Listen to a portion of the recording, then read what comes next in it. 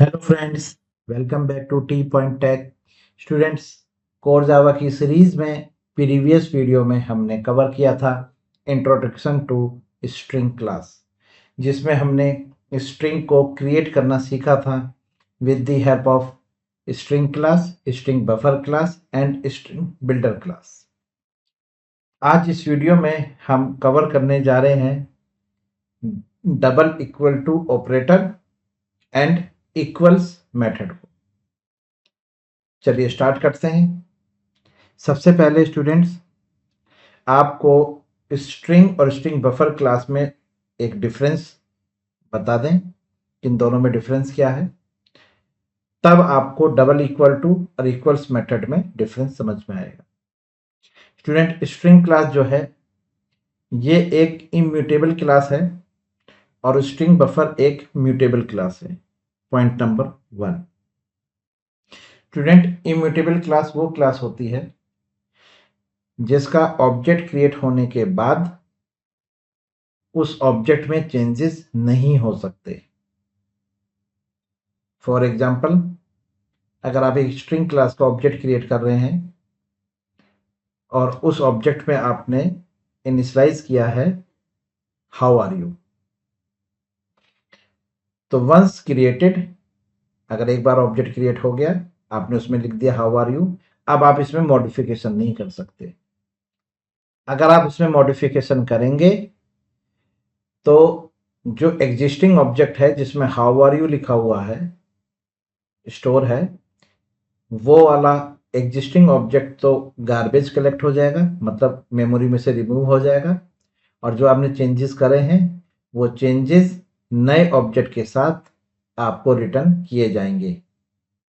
मतलब जितनी बार भी आप स्ट्रिंग क्लास के ऑब्जेक्ट में चेंजेस करेंगे उतनी बार एक नया ऑब्जेक्ट आपको रिटर्न होकर मिलेगा। तो इसलिए स्ट्रिंग को इम्यूटेबल क्लास कहते हैं। स्ट्रिंग बफर जो है वो म्यूटेबल क्लास है। इसका मतलब है कि आप स्ट्रिंग बफर के एग्जिस्टिंग ऑब्जेक्ट में जितनी बार भी आप चेंजेस करेंगे वो पुराने एग्जिस्टिंग ऑब्जेक्ट में ही चेंजेस होंगे। वही पुराना ऑब्जेक्ट जो एग्जिस्ट करता है वही आपको मॉडिफाई होकर मिलेगा, यानी कि हर बार नया ऑब्जेक्ट क्रिएट नहीं होगा। ये दोनों में पहला डिफरेंस है। क्लियर? दूसरा डिफरेंस है परफॉर्मेंस की बिहाफ पर। स्ट्रिंग क्लास की जो परफॉर्मेंस है वो बहुत स्लो होती है। वो क्यों? कि जितनी बार भी आप स्ट्रिंग क्लास के ऑब्जेक्ट को मॉडिफाई कर रहे हैं उतनी बार एक नया ऑब्जेक्ट क्रिएट होकर आ रहा है, और ऑब्जेक्ट को क्रिएट करने में बैकग्राउंड में जो प्रोसेस लगता है, ठीक है, वो एक कह सकते हैं टाइम कंज्यूमिंग प्रोसेस होता है। ठीक है, इसलिए स्ट्रिंग ऑब्जेक्ट जो है यानी कि स्ट्रिंग क्लास जो है वो स्लो है। स्ट्रिंग बफर फास्ट है। क्यों?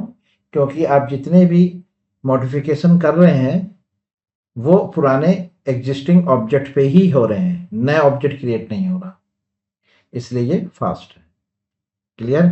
तो परफॉर्मेंस के पॉइंट ऑफ व्यू से स्ट्रिंग स्लो है और स्ट्रिंग बफर फास्ट है।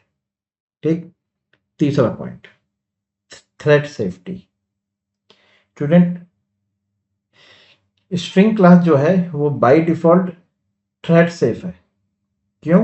क्योंकि वो इम्यूटेबल है। इम्यूटेबल होने की वजह से उसमें चेंजेस नहीं होंगे। यानी कि अगर आप थ्रेड जो है, स्टूडेंट्स, हम आने वाले वीडियो में कवर करेंगे, मल्टी थ्रेडिंग का कॉन्सेप्ट है थ्रेड। थ्रेड एक आपको थोड़ा सा समझा दें थ्रेड के बारे में। थ्रेड एक जावा की क्लास है जिसका यूज किया जाता है पैरेलल प्रोग्रामिंग के लिए। कहने का मतलब कि अगर आप चाहते हैं कि आपकी मल्टीपल क्लासेस एक समय पर प्रोसेस हों, यानी कि सीपीयू एक ही समय पर मल्टीपल क्लासेस को एग्जीक्यूट करे, तो आपको वो सारी क्लासेस एक्सटेंड करनी पड़ेंगी थ्रेड क्लास से। तब आपकी जो मल्टीपल क्लासेस हैं वो एक ही समय पर पैरेलली एग्जीक्यूट हो सकती हैं अगर वो एक्सटेंड कर रही हैं थ्रेड क्लास को। तो स्टूडेंट्स, अगर आप मल्टीपल थ्रेड्स का यूज करके स्ट्रिंग क्लास पर काम कर रहे हैं तो वो थ्रेड सेफ है, क्योंकि वो इम्यूटेबल है, वो थ्रेड क्लास उसमें चेंजेस नहीं कर सकते, इसलिए हम कहेंगे वो थ्रेड सेफ है। स्ट्रिंग बफर जो है ये भी थ्रेड सेफ है, क्योंकि स्ट्रिंग बफर के जितने भी मेथड हैं वो सब सिंक्रोनाइज्ड हैं। इम्यूटेबल स्ट्रिंग इम्यूटेबल होने की वजह से थ्रेड सेफ हुई, क्योंकि उसमें चेंजेस नहीं हो सकते।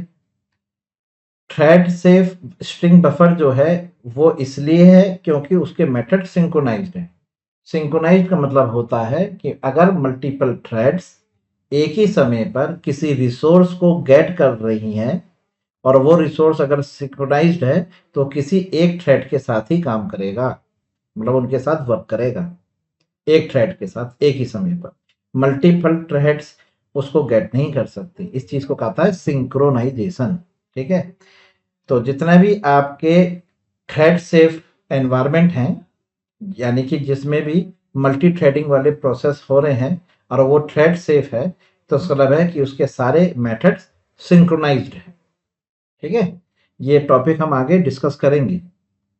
तो ये 3 पॉइंट हैं स्टूडेंट्स जो आप हमेशा याद रखिएगा। पहला म्यूटेबिलिटी, दूसरा परफॉर्मेंस, तीसरा थ्रेड सेफ। ये तीनों के बिहाफ पर आपको डिफरेंस समझ में आ गया। चलिए, अब स्ट्रिंग क्लास का ऑब्जेक्ट क्रिएट करने के आपके पास 2 तरीके हैं, आप नीचे चेक कर सकते हैं। पहला वाला जो तरीका है इसे कहते हैं स्ट्रिंग लिटरल। ठीक है, इसमें आप डायरेक्ट स्ट्रिंग ऑब्जेक्ट को वैल्यू असाइन कर रहे हैं। जैसे आपने लिखा है ना हेलो, तो ये हेलो असाइन हो गया S1 में। तो स्टूडेंट ये जो हेलो है ये एक ऑब्जेक्ट है, ये आपने हेलो लिखा है, कहने को तो हम ये कहेंगे कि ये एक वैल्यू है, लेकिन स्टूडेंट ये अपने आप में एक ऑब्जेक्ट है। हाँ जी, अगर आप इस हेलो को यूज करें किसी मेथड के साथ, जैसे कि हेलो डॉट स्ट्रिंग क्लास का एक मेथड है टू अपर केस,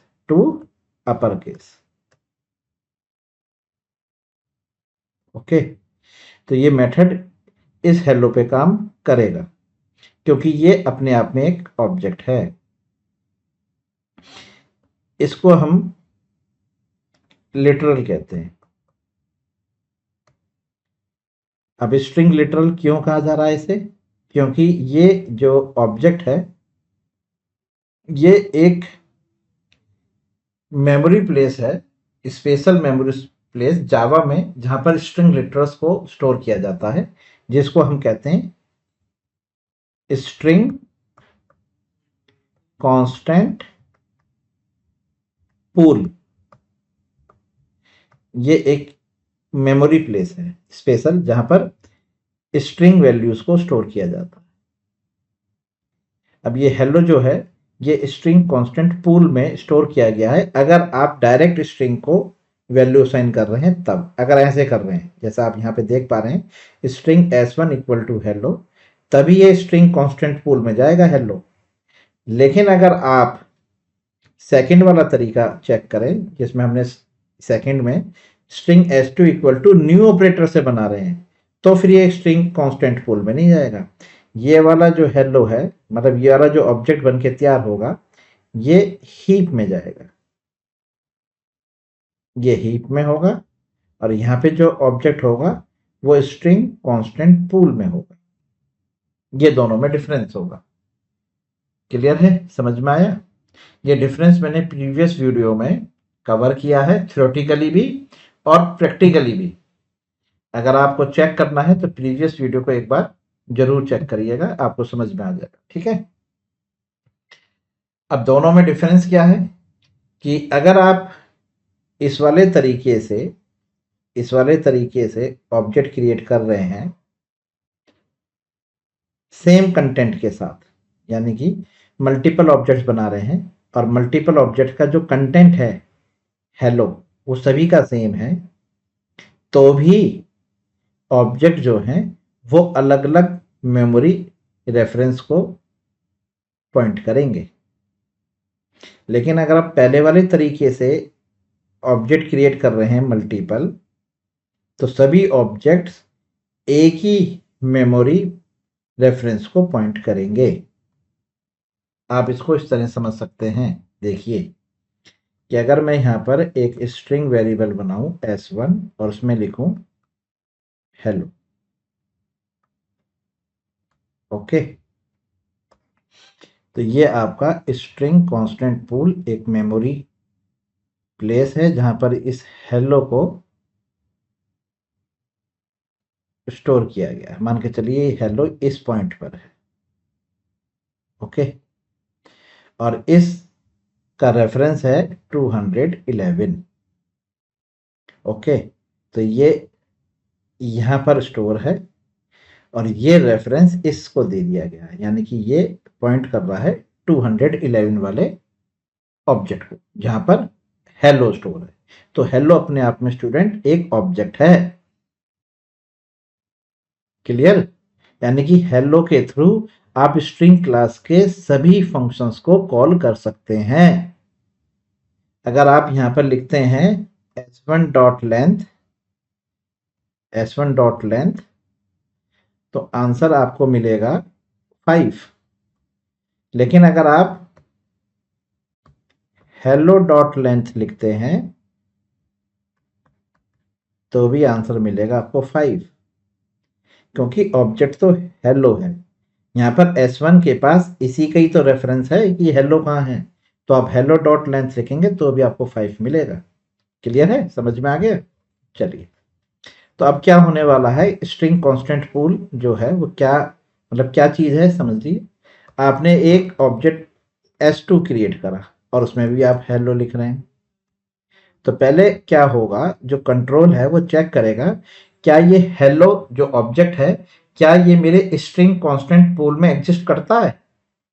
अगर ये एग्जिस्ट करता है तो पुराना वाला ही आपको ऑब्जेक्ट यानी कि हेलो पुराना वाला वही आपको रिटर्न कर देगा, यानी कि S2 भी 211 वाले पॉइंट को रेफरेंस पॉइंट को पॉइंट कर रहा है। यहाँ पर ये 211 एक रेफरेंस नंबर है, इसको इस तरह समझ के चलिए।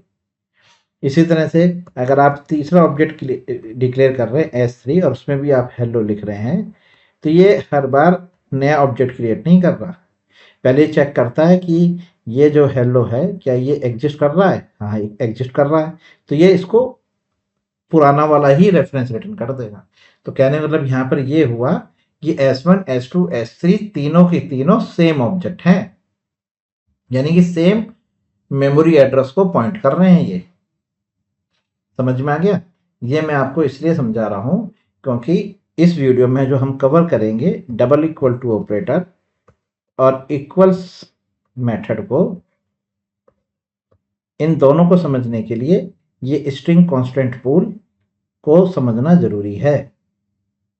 तो यहाँ पे ये तीनों ऑब्जेक्ट सेम हैं क्योंकि ये सेम रेफरेंस को पॉइंट कर रहे हैं। ये क्लियर? लेकिन अगर आप इनको स्ट्रिंग बफर की हेल्प से बनाते, string buffer equal to new string buffer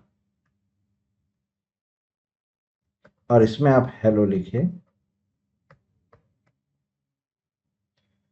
तो ये एक हीप ऑब्जेक्ट में मतलब ये हीप में बनेगा।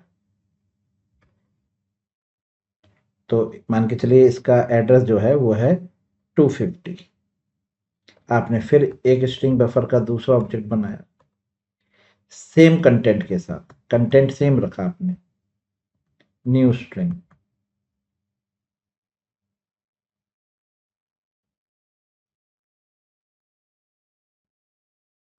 बफर और इसमें भी आपने हेलो लिखा, तो ये भी हीप में ही बनेगा क्योंकि आप जब आप न्यू ऑपरेटर का यूज करते हैं तो जो ऑब्जेक्ट क्रिएट होता है वो हीप में होता है। तो ये आ गया 260। हाँ जी, मतलब कि अगर आप स्ट्रिंग बफर की हेल्प से ऑब्जेक्ट क्रिएट कर रहे हैं स्ट्रिंग टाइप, तो वो ऑब्जेक्ट दोनों अलग अलग होंगे, कंटेंट सेम है लेकिन ऑब्जेक्ट अलग अलग है। ऊपर वाले केस में कंटेंट सेम है, ऑब्जेक्ट भी सेम। क्लियर? ये बात आप समझ के चलिए। अब आपको डबल इक्वल टू और इक्वल इक्वल मेथड के बारे में समझाते हैं कि इसको कैसे यूज किया जाता है। जितने भी आप इंटरव्यू क्वेश्चंस या आप किसी एग्जामिनेशन की तैयारी कर रहे हैं तो ये क्वेश्चंस डबल इक्वल टू का और इक्वल मेथड का आपको जरूर मिलेगा सॉल्व करने के लिए। चलिए इसको समझते हैं। Difference between double equal to operator and equal method. सबसे पहले कि डबल इक्वल टू ऑपरेटर जो है ये जो कंपेयर करता है, यहाँ पे जो कंपैरिजन होना है वो रेफरेंस पे होना है, यानी रेफरेंस को लेकर काम करेगा, यानी कि मेमोरी एड्रेस को, यानी कि दो ऑब्जेक्ट्स के बीच में ये ऑब्जेक्ट 1 और इक्वल टू ऑब्जेक्ट 2 लिखते हैं तो ये इनके ये क्या कंटेंट अपने अंदर रखे हुए हैं उससे कोई मतलब नहीं, कंटेंट से मतलब नहीं होगा कि ऑब्जेक्ट 1 के अंदर क्या कंटेंट है और ऑब्जेक्ट 2 के अंदर क्या कंटेंट है, उनको कंपेयर करेगा नहीं, उनको कंपेयर नहीं करेगा। ये किस मेमोरी एड्रेस पे स्टोर है उस एड्रेस को चेक करेगा। अगर दोनों का एड्रेस सेम है तो ट्रू रिटर्न करेगा, अगर दोनों अलग अलग हैं, अलग अलग एड्रेस पे हैं, मेमोरी एड्रेस अलग है तो फॉल्स रिटर्न करेगा, यानी कि रेफरेंस पे काम करेगा। ठीक है। यूज फॉर कहाँ यूज करना है, checking whether two referencing point to the exact same object in memory, यानी कि आप चेक करना चाहते हैं कि क्या दो ऑब्जेक्ट्स सेम मेमोरी लोकेशन को पॉइंट कर रहे हैं। अगर इस तरह का कंपैरिजन करना चाहते हैं आप तो आप डबल इक्वल टू ऑपरेटर का यूज करेंगे। और ये ऑपरेटर आपके प्रिमिटिव डेटा टाइप और ऑब्जेक्ट टाइप दोनों पे काम करेगा। ऑब्जेक्ट पे काम करेगा तो रेफरेंस को चेक करेगा और प्रिमिटिव पे काम करेगा तो वैल्यू को चेक करेगा। ठीक है, मतलब दोनों जगह अप्लाई किया जा सकता है। अब आया इक्वल्स मेथड। अगर आप इक्वल्स मेथड की हेल्प से कंपैरिजन कर रहे हैं तो ये एक्चुअल कंटेंट यानी वैल्यू जो स्टोर है ऑब्जेक्ट में उसको कंपेयर करेगा। जैसे कि आप अगर यहां लिख रहे हैं ऑब्जेक्ट 1 डॉट इक्वल्स ऑब्जेक्ट 2, तो यहां पर जो एक कंपैरिजन करेगा ना ये ऑब्जेक्ट 1 ऑब्जेक्ट 2 के रेफरेंस को ना करके इन दोनों में जो डेटा स्टोर है यानी जो वैल्यू है उनको कंपेयर करेगा। क्लियर? अच्छा जी, ये कहां पर डिफाइंड है, मतलब ये फंक्शन कहां का है, ये फंक्शन ऑब्जेक्ट क्लास का है जो इनहेरिट होके चाइल्ड क्लास में होता है। अगर आपसे कोई पूछे कि इक्वल्स मेथड कहाँ, मतलब किस क्लास का मेथड है, तो आप कहेंगे ये ऑब्जेक्ट क्लास का मेथड है जो बाय डिफॉल्ट इनहेरिट होता है चाइल्ड क्लास। क्योंकि मैंने इनहेरिटेंस के टाइम आपको बताया था कि अगर कोई क्लास इनहेरिट किसी क्लास को करती है तो उस क्लास के जो मेंबर्स हैं वो इनहेरिटेड क्लास में आ जाते हैं, यानी कि पेरेंट चाइल्ड का रिलेशन बनता है। तो पेरेंट क्लास जो है उसके मेंबर चाइल्ड क्लास में आ रहे हैं, तो सभी क्लासेस की जो पेरेंट क्लास है बाय डिफॉल्ट वो ऑब्जेक्ट क्लास है। ये ऑब्जेक्ट क्लास का मेथड है इक्वल्स जो इनहेरिट होकर चाइल्ड क्लास में आया है। क्लियर, समझ में आ गया? चलिए, used for logical comparison of object data. ठीक है, यानी कि आप इसका यूज करते हैं लॉजिकल कंपैरिजन के। लॉजिकल कंपैरिजन होगा वो ऑब्जेक्ट के कंटेंट पे हो। क्लियर? अब आप चेक कर सकते हैं कि वो ग्रेटर है, स्मॉल है, किस तरह से आप चेक करना चाहते हैं। ठीक है, चलिए नोट 1 ये याद रखिएगा, override equals when you want logical equality for your custom object. यानी कि आपने कोई कस्टम क्लास बनाई है, यानी कि यूजर डिफाइंड क्लास है और वहां पर आप यूजर डिफाइंड क्लास के ऑब्जेक्ट को कंपेयर करना चाहते हैं तो आपको इक्वल्स मेथड को ओवरराइड करना पड़ेगा लॉजिकल इक्वलिटी के लिए। अगर आपने ओवरराइड नहीं किया तो वो दोनों ऑब्जेक्ट सेम वैल्यू, अगर दोनों ऑब्जेक्ट में सेम वैल्यू है और आप इक्वल्स मेथड का यूज कर रहे हैं तो भी फॉल्स आएगा। ये मैं आपको प्रैक्टिकल करके दिखाऊंगा कि आपने एक यूजर डिफाइंड क्लास बनाई है, उस क्लास के आपने दो ऑब्जेक्ट बनाए हैं और आप उन दोनों ऑब्जेक्ट को इक्वल्स मेथड से कंपेयर कर रहे हैं। ठीक है, और दोनों ऑब्जेक्ट में सेम डेटा है तो आपको रिटर्न में मिलेगा फॉल्स। क्यों? वो इस वजह से क्योंकि जो यूजर डिफाइंड क्लास है वो इनहेरिट करती है ऑब्जेक्ट क्लास को। द ऑब्जेक्ट क्लास के बाद जो इक्वल्स मेथड है वो बाय डिफॉल्ट चेक करता है रेफरेंस को, यानी कि ऑब्जेक्ट क्लास के अंदर जो इक्वल्स मेथड की डेफिनेशन लिखी गई है उसमें जो कंपैरिजन हो रहा है वो रेफरेंस को लेकर होता है। अब आप अपनी क्लास के अगर दो ऑब्जेक्ट बना रहे हैं तो दोनों के रेफरेंस तो अलग अलग होंगे ना, इसलिए बाय डिफॉल्ट इक्वल्स मेथड का अगर आप यूज कर रहे हैं तो वो रिटर्न करेगा फॉल्स। लेकिन आप लॉजिकल एंटिटी को चेक करना चाहते हैं कि उनके कंटेंट के बिहाफ पर चेक करें, रेफरेंस को ना लेके कंटेंट को, तो आपको इक्वल मेथड को यूजर डिफाइंड क्लास के अंदर ओवरराइड करना होगा। ये पॉइंट है नोट नंबर 1। क्लियर है? चलिए नोट नंबर 2, अगर आप डबल इक्वल टू ऑपरेटर का यूज कर रहे हैं, ठीक है, तो ये दो रेफरेंसेस को पॉइंट करेगा, यानी दो ऑब्जेक्ट लिए दोनों ऑब्जेक्ट के रेफरेंस को पॉइंट करेगा और चेक करेगा कि वो सेम है या सेम नहीं है। ठीक है, यानी कि जब डबल इक्वल टू मेथड जो है ये हमेशा रेफरेंस पे ही काम करेगा, लेकिन इक्वल्स मेथड बाय डिफॉल्ट तो रेफरेंस पे काम करता है अगर इनहेरिट होके आ रहा है ऑब्जेक्ट क्लास से और आपने उसे ओवरराइड नहीं किया। अगर आपने उसे ओवरराइड कर दिया है तो फिर वो लॉजिकल इक्वलिटी पे काम करेगा। अब इसका एग्जांपल आप इस तरह से ले सकते हैं कि जो हमारी स्ट्रिंग क्लास है, जो स्ट्रिंग क्लास है इसने इक्वल्स मेथड को ओवरराइड किया हुआ है। हाँ जी, यहां पर इक्वल्स मेथड जो है वो ओवरराइड है।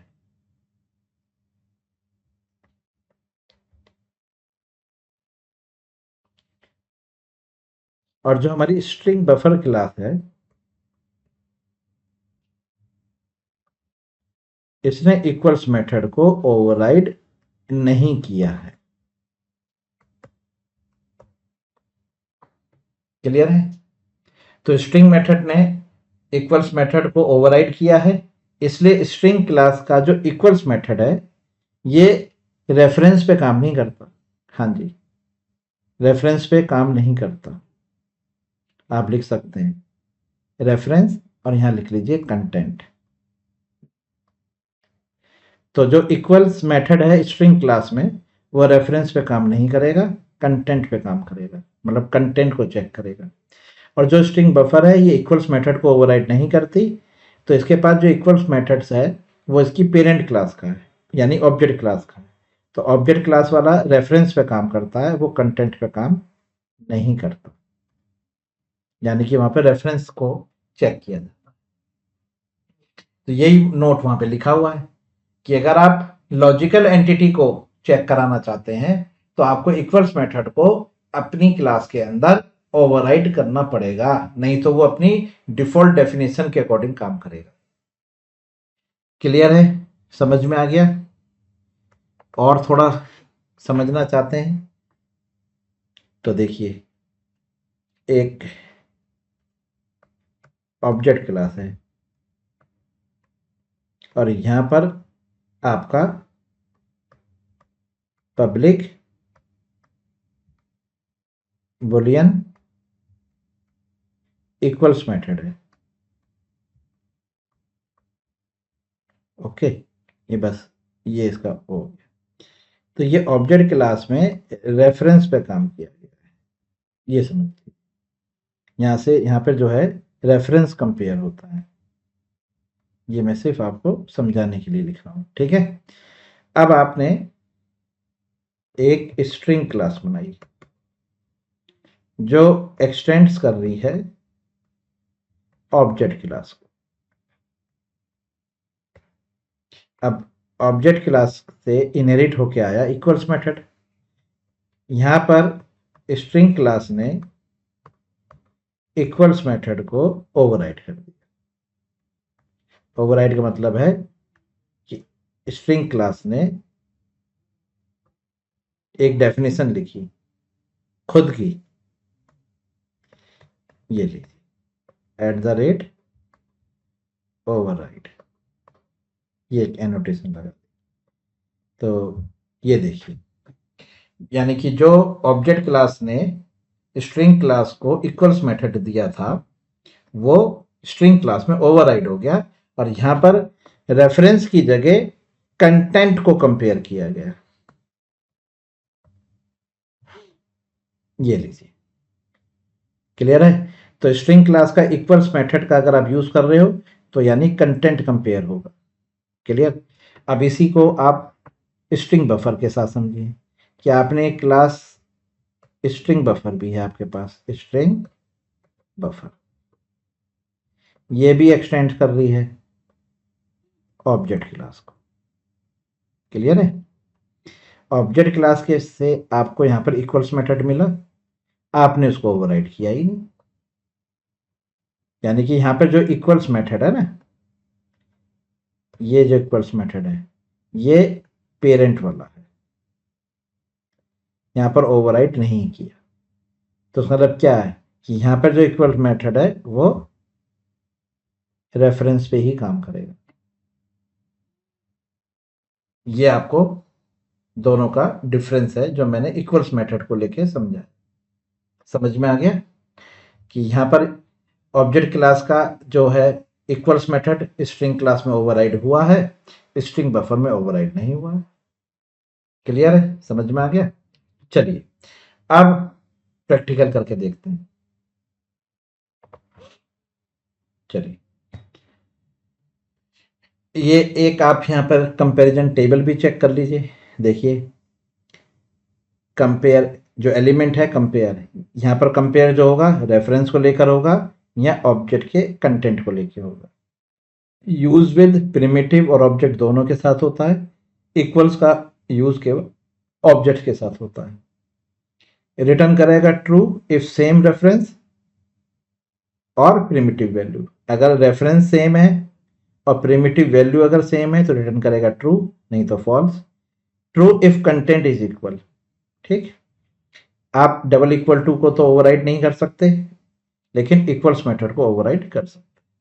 ठीक है, ये है इनका कंपैरिजन टेबल। चलिए अब आपको प्रैक्टिकल करके दिखाते हैं। तो सबसे पहले हम इक्वल्स मेथड के से स्टार्ट करते हैं। ठीक है, चलिए सबसे पहले आपको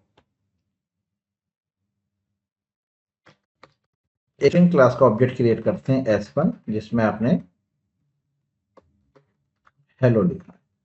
ओके, और एक स्ट्रिंग क्लास का एक दूसरा ऑब्जेक्ट लेते हैं जिसमें आपने हेलो लिखा है। पहले देखिए दोनों के पास जो कंटेंट है सेम है।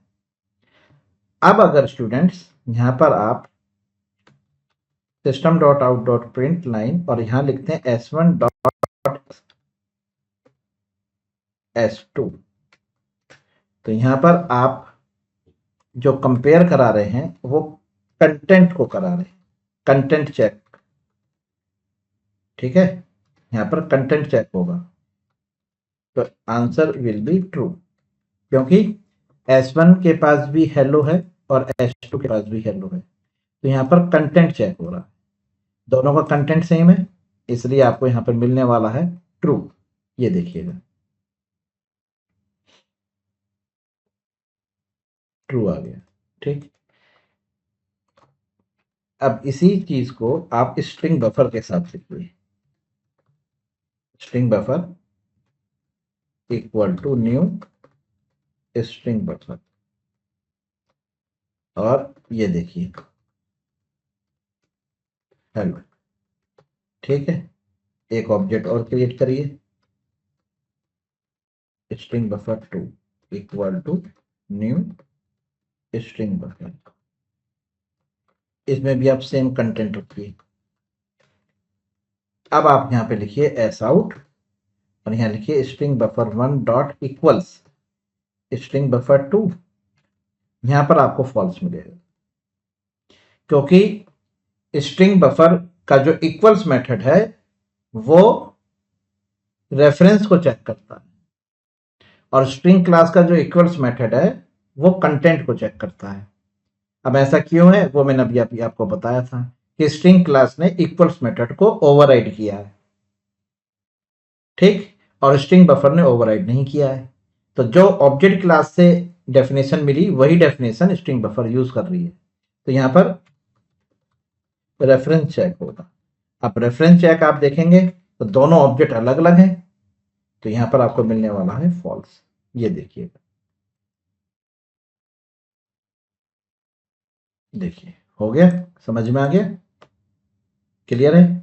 चलिए अब डबल इक्वल टू का देखिए, अगर मैं स्ट्रिंग क्लास के साथ डबल इक्वल टू ऑब्जेक्ट को यूज करूं, यानी कि s1 इक्वल टू s2 लिखूं, तो यहां पर डबल इक्वल टू हमेशा रेफरेंस को ही चेक करता है, तो यहां पर रेफरेंस चेक होगा। अब रेफरेंस चेक करेंगे, अब यहां पर वो स्ट्रिंग कांस्टेंट पूल का कॉन्सेप्ट आता है कि यहां पर जो हेलो है s1 के पास, जो हेलो है s2 के पास, वो स्ट्रिंग कांस्टेंट पूल से रेफर हो रहा है, इसलिए s1 और s2 दोनों सेम मेमोरी पॉइंट को पॉइंट कर रहे हैं। मान के चलिए हेलो का जो रेफरेंस आईडी है फॉर एग्जांपल 211 है, तो वही रेफरेंस आईडी s1 के पास है, वही रेफरेंस आईडी s2 के पास है, इसलिए यहां पर आपको ट्रू मिलेगा। हाँ जी, क्लियर है। एक यहां पर सेपरेटर लाइन भी लगा दे। लेकिन अगर आप स्ट्रिंग बफर के साथ यूज करेंगे, ओके, तो ये फॉल्स आएगा आंसर। क्यों? क्योंकि ये रेफरेंस पे काम कर रहा है, तो यहां भी आपको फॉल्स मिलेगा। यानी कि यहां पर जो इक्वल्स मेथड है वो आप ऐसे समझिए कि वो वर्क कर रहा है डबल इक्वल टू की तरह, या डबल इक्वल टू काम कर रहा है इक्वल्स की तरह। वर्क करने का मतलब ये है कि यहाँ पर रेफरेंस ही चेक होगा ना, और रेफरेंस दोनों का अलग अलग है। मतलब ये हेलो और ये हेलो का जो रेफरेंस मिला है s1 और स्ट्रिंग बफर 1 को और स्ट्रिंग बफर 2 को, दोनों का अलग अलग है, इसलिए यहाँ पर फॉल्स है। ये दोनों में डिफरेंस है मेन। क्लियर है? ये देखिए, समझ में आ गया। चलिए अब इसमें कुछ लॉजिकल प्रोग्राम्स रखते हैं जो इंटरव्यू वाले हैं। जैसे कि आपसे पूछा जाएगा, ये देखिए कि एक आपने स्ट्रिंग बफर का क्रिया है, स्ट्रिंग बफर 2, ठीक है, equal to new string buffer, ठीक है, और इसमें भी आपने हेलो रखा है। ओके, चलिए, तो ये तो है हमारा स्ट्रिंग ऑब्जेक्ट s1, और s2 जो है मेरा स्ट्रिंग बफर का ऑब्जेक्ट है, ठीक है। चलिए अब इनके बीच में कंपैरिजन करवा। तो देखिए सबसे पहले एस आउट, अगर आपसे पूछा जाएगा यहाँ पर s1 डॉट इक्वल्स, और इसके अंदर लिखा जाए हेलो, तो बताइए क्या क्या रिटर्न में मिलने वाला आपको। यानी कि s1 क्या है, स्ट्रिंग, क्या वो इक्वल्स है हेलो के, तो यहाँ पर जो s1 जो है वो पॉइंट कर रहा है हेलो को, और हेलो जो है वो स्ट्रिंग कांस्टेंट पूल से है। तो जब आप यहाँ पर हेलो को चेक कराएंगे इस s1 से, तो ये कंटेंट को चेक करेगा, इक्वल्स मेथड कंटेंट को चेक करेगा। तो s1 के पास जो कंटेंट है वो भी हेलो है, और यहाँ भी आप इक्वल्स में जो चेक करा रहे हैं वो भी हेलो है, तो यहाँ पर आंसर मिलने वाला है आपको ट्रू। क्लियर? चलिए अब आप अगर यहाँ पर एस आउट कराते हैं किसको, s2 डॉट इक्वल्स, और इसमें आप लिखते हैं हेलो, तो यहां पर आपको क्या मिलने वाला है। देखिए s2 क्या है, स्ट्रिंग बफर है, इक्वल, इसके पास जो इक्वल्स मेथड है वो किसको चेक करता है, रेफरेंस को, और यहाँ पर जो हेलो आएगा उसका रेफरेंस अलग होगा, इसलिए आपको यहाँ पे मिलने वाला है फॉल्स। ये देखिए, देखिए दोनों में डिफरेंस। क्लियर? चलिए अब इनको आपस में कंपेयर करके देखते हैं। आपने स्ट्रिंग 1 एस आउट, आप लिख रहे हैं स्ट्रिंग ऑब्जेक्ट डॉट इक्वल्स, क्या स्ट्रिंग 2 के है? अब बताइए, अब आप यहाँ पे जो इक्वल्स मेथड यूज कर रहे हैं स्ट्रिंग क्लास का, वो किसको कंपेयर करता है? वो कंपेयर करता है कंटेंट को, कंटेंट को, ठीक है। और यहां पर आप जो ऑब्जेक्ट पास कर रहे हैं वो स्ट्रिंग बफर का है, और स्ट्रिंग बफर का रेफरेंस होता है, ठीक है। तो यहां पर आपको आउटपुट मिलने वाला है फॉल्स, यानी कि अगर आप स्ट्रिंग 1 से कंपेयर स्ट्रिंग 1 और स्ट्रिंग 2, ये स्ट्रिंग ऑब्जेक्ट है, स्ट्रिंग बफर है, तो यहां पर स्ट्रिंग 1 जो इक्वल्स कंपेयर करेगा वो स्ट्रिंग क्लास से ही कंपेयर कराएगा। आप स्ट्रिंग बफर पास कर रहे हैं, स्ट्रिंग बफर के पास कंटेंट है, उसकी बात नहीं होगी, यहाँ पर ऑब्जेक्ट की बात होगी कि यहाँ पर जो ऑब्जेक्ट है वो आपका स्ट्रिंग बफर का है, तो यहाँ पर आउटपुट आपको फॉल्स मिलेगा, ये ध्यान रखिएगा। ये देखिए फॉल्स। कई बार स्टूडेंट्स यही वाला सबसे ज़्यादा कन्फ्यूजन वाला होता है, ये सब सोचते हैं कि S1 के पास सर ने बताया था कि वो कंटेंट को चेक करेगा हेलो, और इक्वल्स में S2 पास करा तो S2 का वो कंटेंट उठा लेते हैं। नहीं, यहाँ पे कंटेंट नहीं आएगा, यहाँ पे रेफरेंस ही आएगा, क्योंकि ये ऑब्जेक्ट है, ये स्ट्रिंग नहीं है स्टूडेंट्स, ये ऑब्जेक्ट है, तो यहाँ पर रेफरेंस, ठीक है, तो यहाँ पर आपका फॉल्स आएगा। क्लियर है?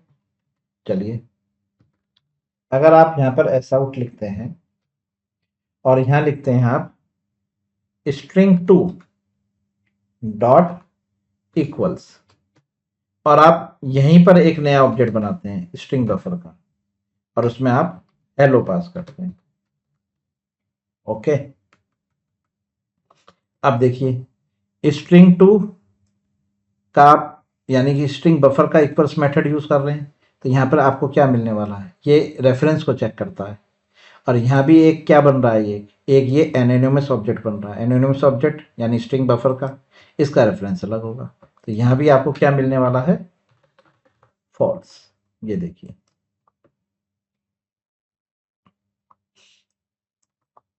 क्लियर? समझ में आ गया?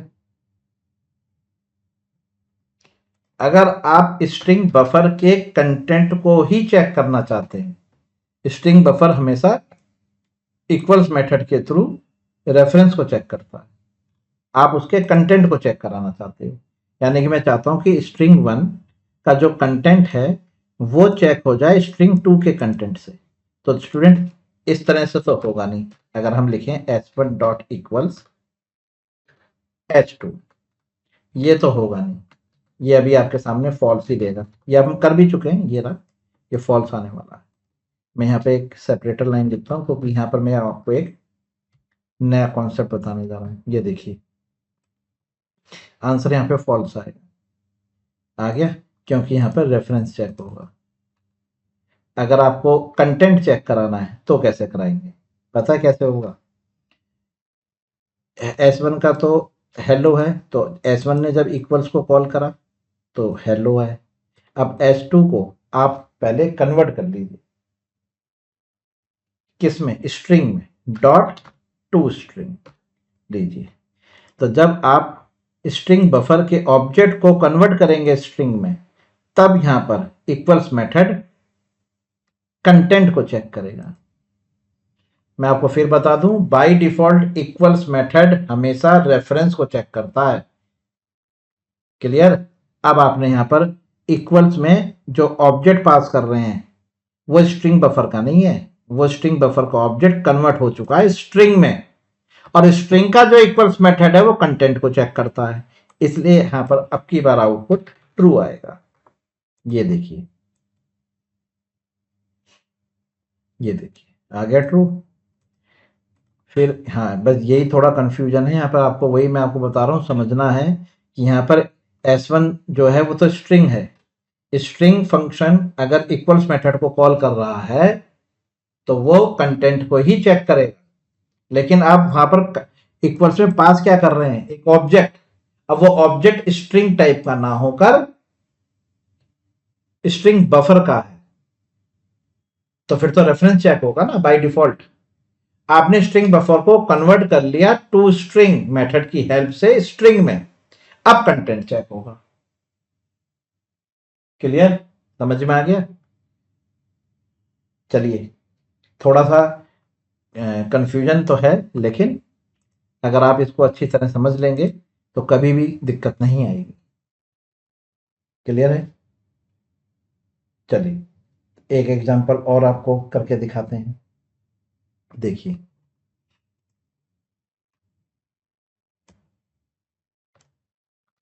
आपने एक स्ट्रिंग ऑब्जेक्ट लिया है S1, जिसमें आपने हेलो स्टोर कराया।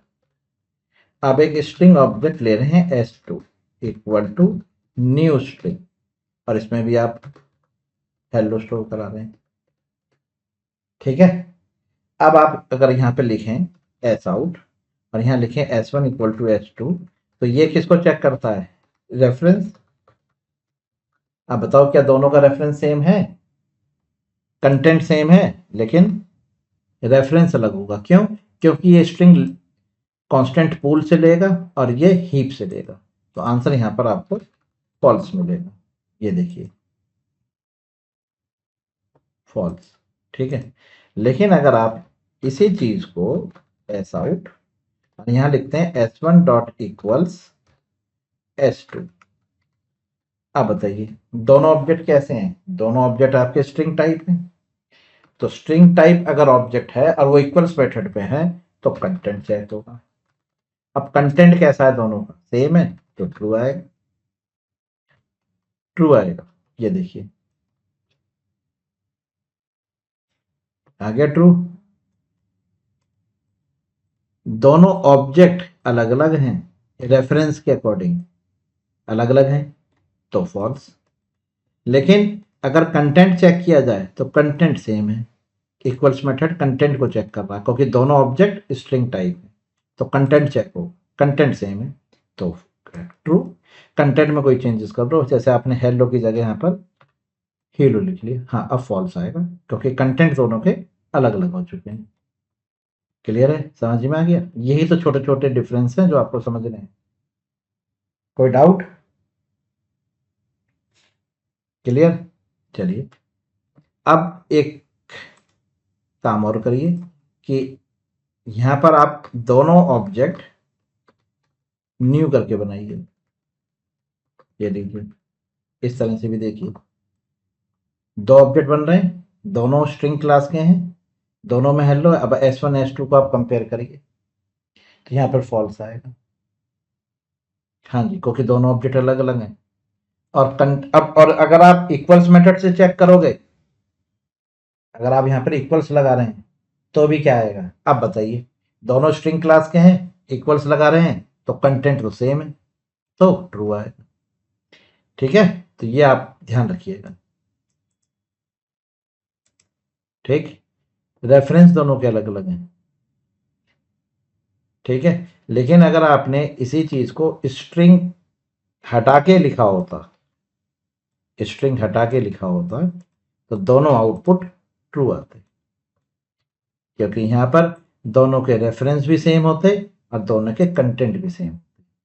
ये देखिए, यही फर्क है न्यू ऑपरेटर के साथ और डायरेक्ट। यहां पर स्ट्रिंग कांस्टेंट पूल से आ रहा है, ठीक है, तो दोनों के रेफरेंस भी सेम है, दोनों के कंटेंट भी सेम, इसलिए दोनों ट्रू हैं। और अगर मैं इसको अंडू करूं, ये देखिए, तो यहां पर ये हीप से आ रहे हैं, इसलिए दोनों ऑब्जेक्ट अलग हैं, कंटेंट सेम है, ऑब्जेक्ट दोनों अलग हैं, इसलिए रेफरेंस में तो फॉल्स आएगा और कंटेंट में ट्रू आएगा। देखिए, क्लियर? समझ में आया स्टूडेंट्स? चलिए, अब इसी चीज को अगर हम स्ट्रिंग बफर से लेने, स्ट्रिंग बफर के ऑब्जेक्ट से, हमने दोनों ऑब्जेक्ट स्ट्रिंग बफर के क्रिएट करे, दोनों का कंटेंट सेम है, ठीक है, कंटेंट सेम है दोनों के, लेकिन ऑब्जेक्ट दोनों के अलग अलग हैं, तो पता है यहाँ पे क्या होगा? यहाँ भी फॉल्स आएगा और कंटेंट के बिहाफ पे भी फॉल्स आएगा, दोनों जगह फॉल्स है। क्यों है? क्योंकि यहाँ तो डबल इक्वल टू तो हमेशा रेफरेंस ही चेक करता है। अब दोनों के केस में रेफरेंस स्ट्रिंग बफर के हैं तो फॉल्स है। अब आप इक्वल्स मेथड का यूज कर रहे हैं और ये इक्वल्स मेथड भी स्ट्रिंग बफर के केस में रेफरेंस को ही चेक करता है, तो यहाँ भी फॉल्स आएगा, यानी कि दोनों केसेस में फॉल्स आएंगे। ये देखिए हो गया फॉल्स। क्लियर है, क्योंकि इक्वल्स मेथड ओवरराइड नहीं हुआ इसकी वजह। कोई डाउट तो नहीं है ना? चलिए, अब अगर आप एक स्ट्रिंग ऑब्जेक्ट ले रहे हैं, देखिए इस तरह से स्ट्रिंग ऑब्जेक्ट लिया s1 equal to new string, एक कंपैरिजन हो रहा है जिसमें आपने हेलो लिखा। ओके, चलिए अब आप एक स्ट्रिंग ऑब्जेक्ट डायरेक्ट ले रहे हैं जिसमें आप हेलो लिख रहे हैं। अब देखिए दोनों का कंटेंट सेम है, ठीक है, लेकिन दोनों ऑब्जेक्ट अलग अलग हैं, क्योंकि एक हीप के थ्रू बन रहा है, एक स्ट्रिंग कांस्टेंट पूल के थ्रू बन रहा है। इसलिए अगर आप यहाँ पर इन दोनों को कंपेयर कराएंगे, अगर आप यहाँ लिखेंगे क्या s1 इक्वल टू s2 के है, तो आपको क्या मिलने वाला है, दोनों का रेफरेंस चेक करेगा ना, ये रेफरेंस के केस में आपको फॉल्स मिलेगा। मिल रहा है ना? क्लियर है? अच्छा, अगर आप यहाँ पर एस आउट लिखकर s1 डॉट इक्वल्स लिखें और s2 पास करें, तो अब स्ट्रिंग क्लास अगर इक्वल्स मेथड को कॉल कर रही है तो कंटेंट चेक हो रहा है, इसलिए ट्रू मिल रहा है। मिल रहा है? मैं चाहता हूं यहां भी मुझे ट्रू मिले। अब स्टूडेंट यहां समझने वाला है कि ये रेफरेंस भी सेम हो जाए, मतलब न्यू ऑपरेटर से क्रिएट हो रही है स्ट्रिंग, लेकिन मैं चाहता हूं रेफरेंस सेम हो।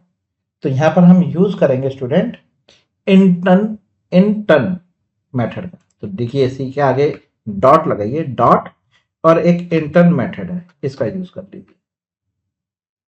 अब इंटर्न मेथड जेवीएम को बताता है कि आपको जो स्ट्रिंग रिटर्न करनी है वो स्ट्रिंग पूल से रिटर्न करानी है। यहाँ पे स्ट्रिंग कहां से आई होगी, s2 के पास, पहले ये कहां स्टोर हुआ होगा, देखिए ये गया है स्ट्रिंग पूल में, स्ट्रिंग कांस्टेंट पूल। हाँ जी, स्ट्रिंग कांस्टेंट पूल में ना हेलो, वहां से रिटर्न हुआ है। अब अगर आप इसको इस तरह से लिख रहे हैं तो ये हीप से है, इसलिए दोनों अलग अलग हैं, दोनों अलग अलग हैं, इसलिए यहाँ पर आंसर, ये तो कंटेंट चेक कर रहा है, इक्वल तो कंटेंट चेक कर रहा है, कंटेंट के बिहाफ पे तो ट्रू है, लेकिन रेफरेंस के बिहाफ पे, यानी कि दोनों के पास जो रेफरेंस है अलग अलग है। ये स्ट्रिंग कांस्टेंट पूल से रेफरेंस ले रहा है, वो हीप से ले रहा है, इसलिए आप कह सकते हैं कि सर ये दोनों आपके अलग अलग ऑब्जेक्ट हैं, इसलिए आप उनको अलग अलग कह रहे हैं, इसलिए आंसर फॉल्स आ रहा है। ये देखिए आ रहा है ना फॉल्स, ये पहला वाला।